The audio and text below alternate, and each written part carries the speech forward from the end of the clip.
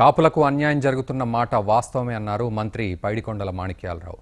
అయితే రిజర్వేషన్ల ఆచరణ రూపుదాల్చాలంటే కొంత సమయం పడుతుందని, రిజర్వేషన్ల అంశంలో ప్రభుత్వం చిత్తశుద్ధితో వ్యవహరిస్తోందంటున్న ఏపీ దేవాదాయ శాఖ మంత్రి మాణిక్యాలరావుతో మా ప్రతినిధి విజయసారథి ఫేస్ టు ఫేస్.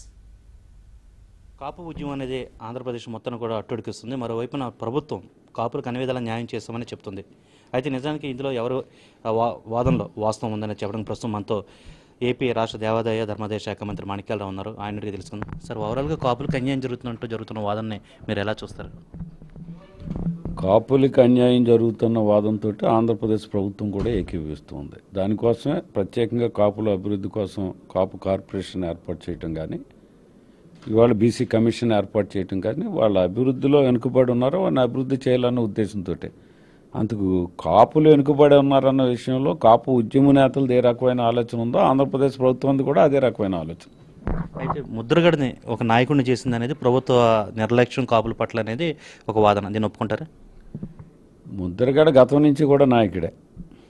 ఒక మంత్రిగా నిస్వార్థమైన ఒక నాయకుడిగా పనిచేయటం, ప్రధానంగా కాపు కులంలో అవసరమైన వారి సమస్యల మీద, వారి ప్రధానంగా కుల సమస్యల మీద అతను గతకాలంగా పోరాటం చేస్తున్నాడు. ఇవాళ కొత్తగా నాయకుడిని చేసింది కూడా ఏం లేదు. అయితే ఆయన డిమాండ్స్ ఏదైతే ఉన్నాయో ఆ డిమాండ్స్ని నెరవేర్చాలన్న ఒక ఆలోచన ఈ ప్రభుత్వానికి ఉంది. ఉండబట్టే గతంలో కూడా ఆయన ఆమరణ కూర్చున్నప్పుడు చర్చల ద్వారా ఆయన్ని విత్డ్రా చేయించడం, ఆయన ఇచ్చిన హామీ కానీ ఎన్నికల వాగ్దానం కానీ అమలు జరపడం కోసం కాపు కార్పొరేషన్ ఏర్పాటు చేసి కాపు సోదరులకి పెద్ద ఎత్తున రుణ సౌకర్యాన్ని కల్పించడం కానీ, కాపు ఎడ్యుకేషన్లో వారికి ఈ కాంపిటేటివ్ ఎగ్జామ్స్లో వారికి కోచింగ్ ఇప్పించే కార్యక్రమం కానీ, అబ్రాడ్ వెళ్ళి వాళ్ళకి 10 లక్షల రూపాయలు ఇన్సెంటివ్ ఇచ్చే కార్యక్రమం కానీ, కాపు మహిళలకి సంబంధించి చూయింగ్ మిషన్స్ దగ్గర నుంచి కూడా రకరకాల యాక్టివిటీస్ని ఇవన్నిటిని కూడా ఆ డిమాండ్ ఆధారంగా చేయటం, ఎన్నికల వాగ్దానాన్ని అమలు జరపడం జరుగుతుంది. అట్లనే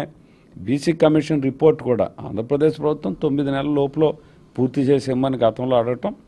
అయితే కమిషన్ పూర్తి చేయని కారణంగా నిన్న ఒక 2 రోజుల క్రితమే మళ్ళీ కమిషన్ని అభ్యర్థిస్తూ సాధ్యమైనంత తొందరగా మీ రిపోర్ట్ని అందజేయమని అడగటం కూడా జరిగింది. పూర్తిగా కాపు సమస్యల ఎడల ఆంధ్రప్రదేశ్ ప్రభుత్వం పూర్తిగా సానుభూతిగా ఉంది. తప్పనిసరిగా ఆ సమస్యలను పరిష్కరించాలా అనే ఆలోచన చేస్తుంది. ఇదే సందర్భంలో అటు కాపు ఉద్యమకారులు కూడా సాధ్యమైన తొందరగా ఇంకా ముందుగానే మాకు రావాలనే ఒక ఆలోచన వాళ్ళకు కూడా ఉన్న కారణంగా వాళ్ళు ఒత్తిడి చేయడం కోసం ప్రభుత్వం మీద వాళ్ళు ప్రయత్నం చేస్తున్నారు. ప్రభుత్వం ఏదైతే అనుకుంటుందో ముద్రగడ అదే డిమాండ్ చేస్తున్నారు, లేదా ఆయన ఏదో డిమాండ్ చేస్తున్నారు, ప్రభుత్వం కూడా అదే అనుకుంటుంది.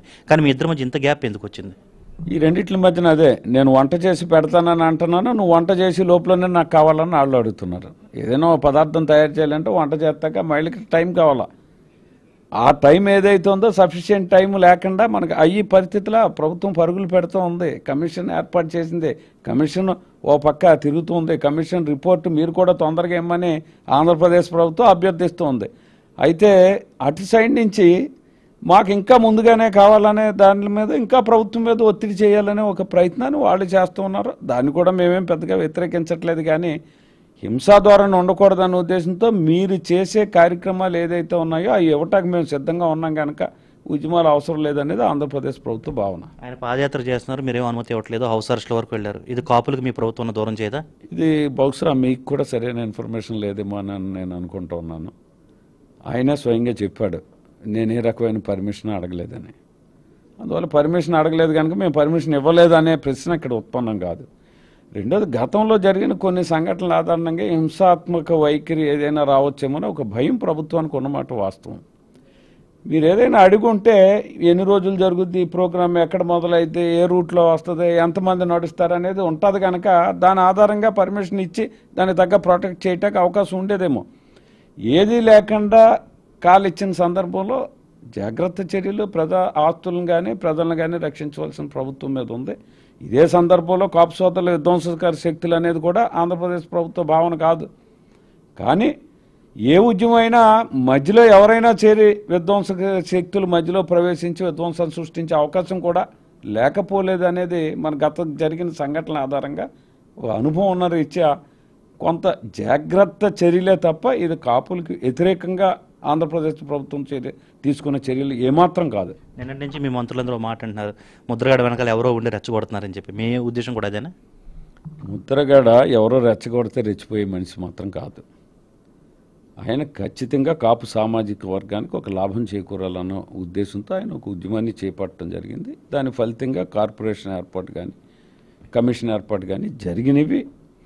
అయితే ఆయన కొంత మొండి వైఖరి ఎప్పుడు కూడా ముద్రగడ ఏదైనా ఒక కార్యక్రమాన్ని చేపడితే మొండి వైఖరి సాధ్యాసాధ్యాల పరిశీలన కంటే కూడా నేను అడిగాను కనుక అది పూర్తి అయిపోవాలనే ఒక ఆలోచన పద్మనాభం గారికి ఖచ్చితంగా ఉంటున్నది. నేనైతే ఎవరో ఆయన రెచ్చగొట్టడం ద్వారా రెచ్చిపోవటం కానీ ఇంకోళ్ళు ప్లాన్ చేస్తే ఆ ప్లాన్ ఆయన అమలు జరిపే వ్యక్తిత్వం మాత్రం ఆయనది ఖచ్చితంగా కాదు.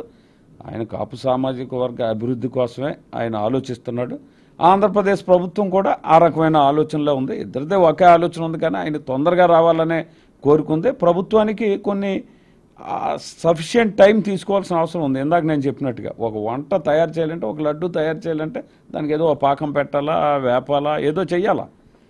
ఈ లోపల వచ్చేయాలంటే ఇదేమి మంత్రంతో అల్లావుద్దీన్ అద్భుత దీపంలాగా రాదు కనుక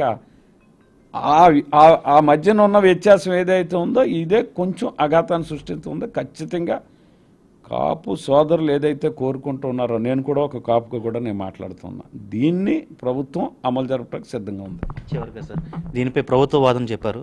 బీజేపీ యాంగిల్ ఎలా ఉంది కాపు ఉద్యమంపై? భారతీయ జనతా పార్టీది కూడా ఇదే ఆలోచన.